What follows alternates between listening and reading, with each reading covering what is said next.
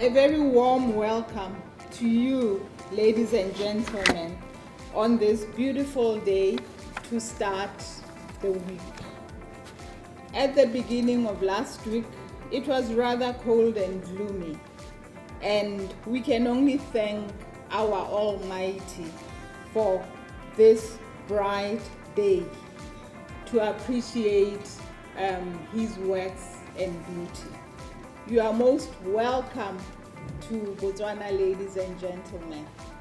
I would like to take this opportunity, ladies and gentlemen, to convey gratitude to Special Investigation Unit for continuously collaborating with the Commonwealth Africa Anti-Corruption Center, particularly on capacity building initiatives and for our association members. Ladies and gentlemen, the center's primary role is to support anti-corruption agencies in Commonwealth Africa. And the SIU is one of our strategic partners with extensive knowledge who come in very handy to ensure that we are a step ahead in the work that we do. Today, ladies and gentlemen, marks the first face-to-face training program in Botswana in 2024 on the CAC calendar. This is following the past week's face-to-face training that was held in Pretoria, South Africa on beneficial ownership.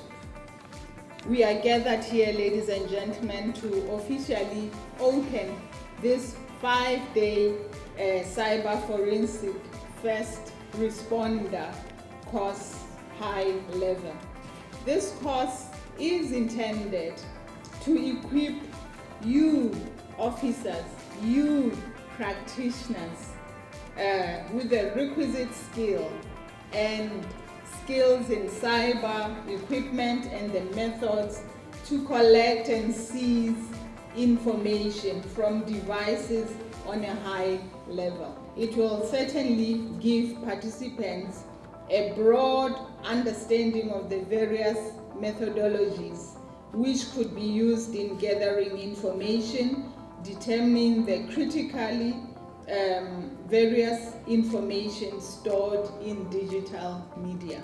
So, ladies and gentlemen, this course will also provide insights into the various acts which would come into play when collecting digital information, with a broad idea of the responsibilities of the first responder. It should be noted that this is not an advanced technical course, but rather a basic one, an introduction to the various aspects of collecting information and the responsibility of the first responder during an investigation. This is critical, ladies and gentlemen. Collecting information is key to the success of cases on corruption. We need these skills as anti-corruption officers in our fight against corruption. Distinguished ladies and gentlemen, corruption is a global problem. There is nothing African or inherently corrupting African culture, tradition, or custom. And we are all proud to be Africans. We are all proud to be part of an association that has one goal: to ensure that it stems out the effects of corruption. Corruption in whatever form exists, and it can be very costly to countries. Corruption denies countries not only development, but also global respectability. In tackling the problem, issues of fiscal transparency, good and open financial governance, budget monitoring and oversight by key stakeholders, capacity and relative autonomy for anti-corruption bodies, and horizontal accountability institutions are important. Eternal vigilance would be the price we all have to pay for a corrupt-free society. We need well-trained officers to do the work, hence we brought you here for this training. You are privileged, and there should be continuous training at your institutions through your sharing information that you will have acquired this week. Forensic science, ladies and gentlemen, plays a critical role in solving crimes, bringing perpetrators to justice, and safeguarding the innocent from wrongful convictions. There is a growing need, ladies and gentlemen, for anti-corruption officers to be trained in digital cyber forensics. So your training in digital cyber forensics, criminals are increasingly targeting computers and using computers to commit fraud and crimes. So, ladies and gentlemen, we thank your superiors for nominating you and for sending you so that you attend this cyber forensic first corresponder course, high level. You are expected to learn as much as you possibly can throughout the week and participate so that from here you transfer the language, the information, the knowledge to your peers, to your colleagues back in the workplace so that we can strengthen our mechanisms in the fight against cyber crimes. I would like to take this opportunity to thank you, Mr. Ranzetse, Commonwealth Africa Anti-Corruption Center, and your team for organizing this training and for accommodating you all.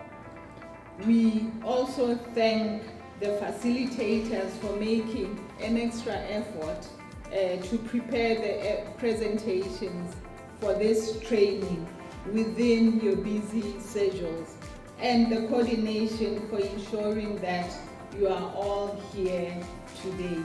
And I wish the center best wishes this week as you coordinate and ensure that our visitors, our participants have a very enjoyable training program and stay in our hospitable country, Botswana. Enjoy the sunshine, enjoy the good relations, and network. Come out of here with rich networks.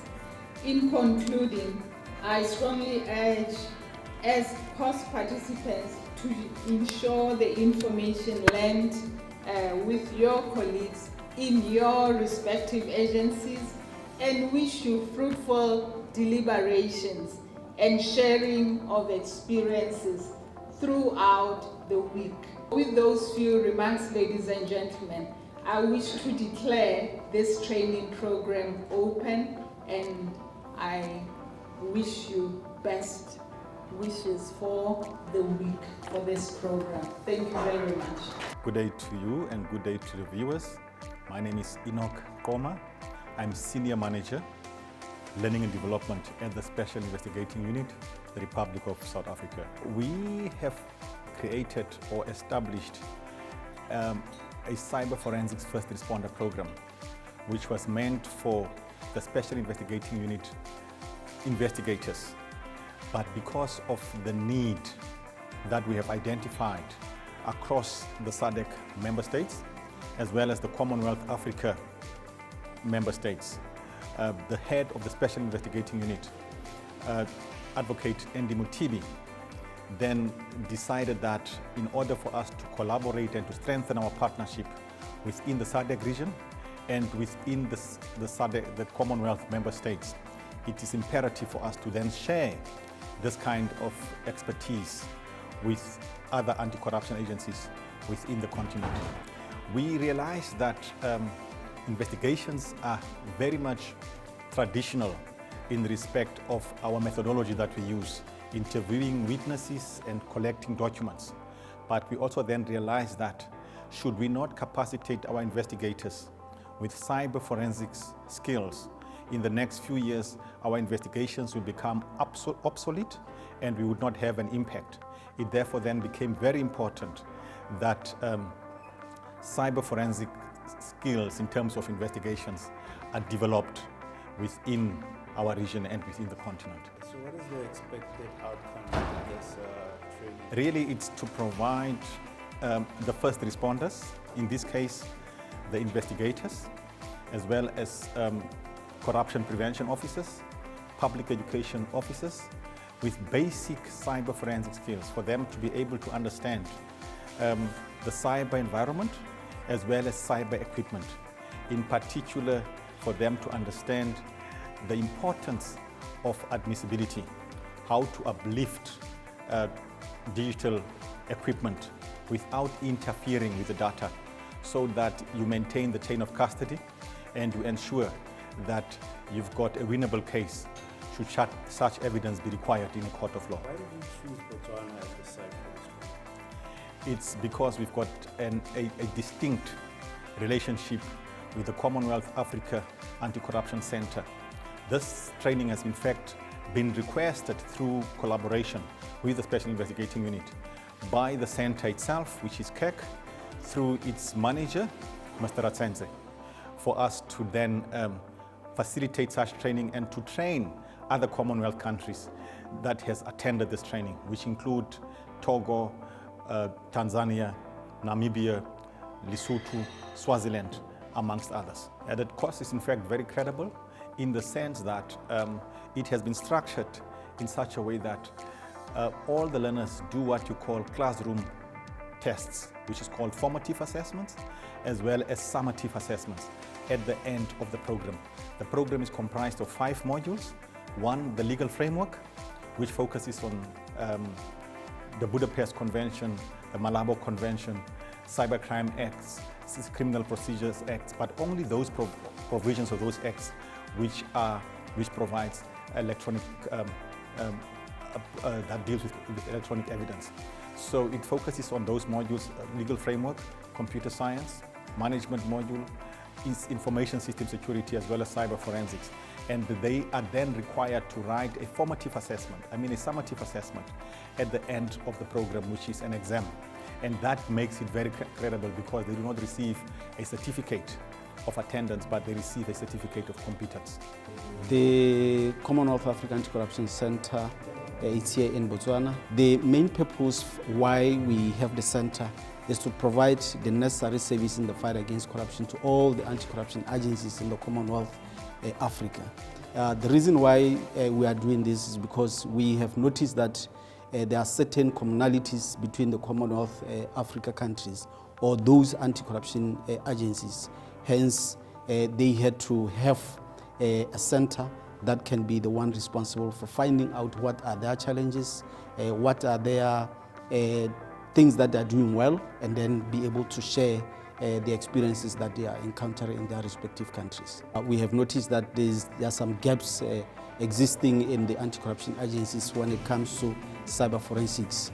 We want the agencies to have much understanding as to how to collect information using digital gadgets and use that information going forward in, say, during the prosecution.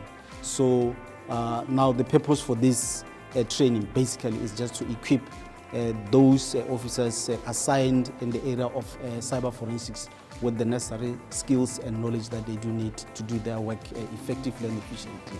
We do have a Directorate on Corruption and Economic Crime officers. In terms of statistics, they are 6 in number. We got the number from the DCEC. They were just picking or giving us those who are in most cases dealing with cases that needs people with the necessary skill in the area of cyber forensics. So they have picked those officers just to bring them here to come and share their experiences and also get information from other officers from other anti-corruption agencies. And then we also have other institutions such as Botswana Police Service.